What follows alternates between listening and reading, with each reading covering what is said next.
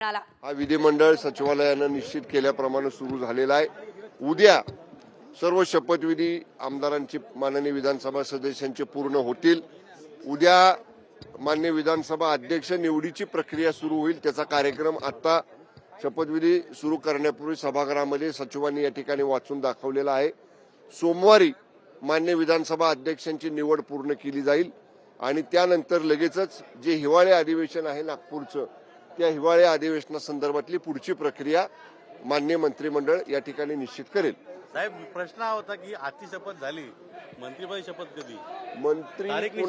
मंत्री कुणाला करावं, बाकी सगळे अधिकार हे माननीय मुख्यमंत्री आणि दोन्हीही माननीय उपमुख्यमंत्र्यांचे आहेत।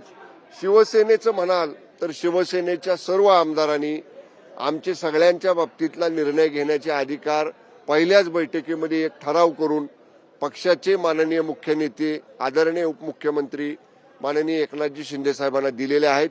माननीय शिंदे साहेब जो निर्णय घेतील तो आम्हा सर्व शिवसेनेच्या आमदारांसाठी मान्य असेल।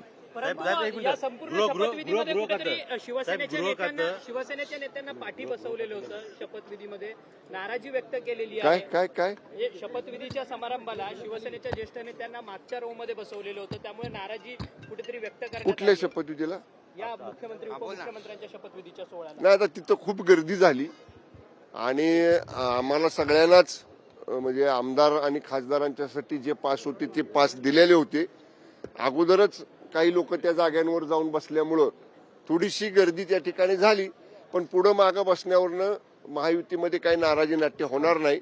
निश्चितपणे आम्ही सगळे सामंजस्यानं खेळीमेळीमध्ये इथून पुढचा सगळा कार्यकाल पूर्ण करू। शिवाजी महाराजांच्या पुतळ्याला हार घालताना पण अजितदादा आले, पटकन महाराजांच्या पुतळ्याला हार घालायला गेले, मात्र तेव्हा गिरीश महाजनने त्यांना थांबवलं आणि बोललं की थांबा, आम्ही सगळे थांबलोय, शिंदे साहेब येतात। मात्र तेव्हा त्यांनी तर यावेळेस आपण बघितलं शंभराज देसाई हे जे त्या माध्यमांसोबत संवाद साधत होते आणि आमच्यात कुठलीच नाराजी नाही, महायुतीचं कामकाज योग्य रीतीने चालणार असल्याचंही त्यांनी म्हटलं।